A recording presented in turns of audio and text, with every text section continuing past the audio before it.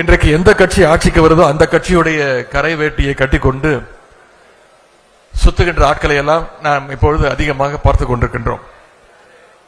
அதுலயும் இன்னைக்கு தமிழ்நாட்டில் இந்த சோஃபா மாடல் ஆட்சி வந்ததுக்கு அப்புறம் அது கொஞ்சம் அதிகமாவே நாம் பார்த்துக்கிட்டு இருக்கிறோம். இந்த அரசு எதை கொள்முதல் செய்கிறதோ இல்லையோ அடுத்த கட்சி ஆட்களையும் அடுத்த கட்சி சட்டமன்ற உறுப்பினர்களையும் தொடர்ச்சியாக இந்த அரசு கொள்முதல் செய்து கொண்டு வந்து கொண்டிருக்கிறது.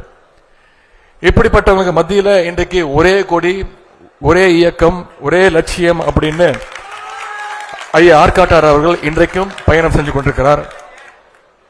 கொண்ட கொள்கையில தடம் மாறாமல் பயணிக்கின்ற கூடிய இன்றைக்கு தலைமுறைக்கு ஐயா ஆர்காட்டார் அவர்கள் ஒரு வழிகாட்டியாக செயல்பட்டு வருகின்றார்.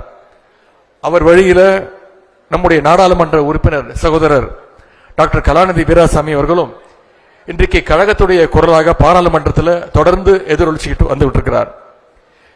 திரு கலாநிதி வீராசாமி அவர்கள் வெளில பார்ப்பதற்கு மிகவும் சாஃப்டாக தெரிவார்.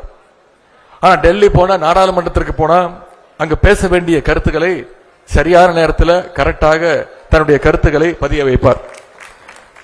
குறிப்பா தமிழ்நாட்டுடைய உரிமை சார்ந்த விஷயங்களை பேசுறதுக்கு அவர் என்றைக்குமே தயங்கினது கிடையாது. நம்முடைய திராவிட மாடல் ஆட்சி அமைஞ்ச பொழுது நமக்கு வாக்களிக்காத மக்கள் எல்லாம் இந்த ஆட்சிக்கு வாக்களிக்காம தவறிவிட்டோமோ என்று அந்த எண்ணத்தோடு இருந்தார்கள்.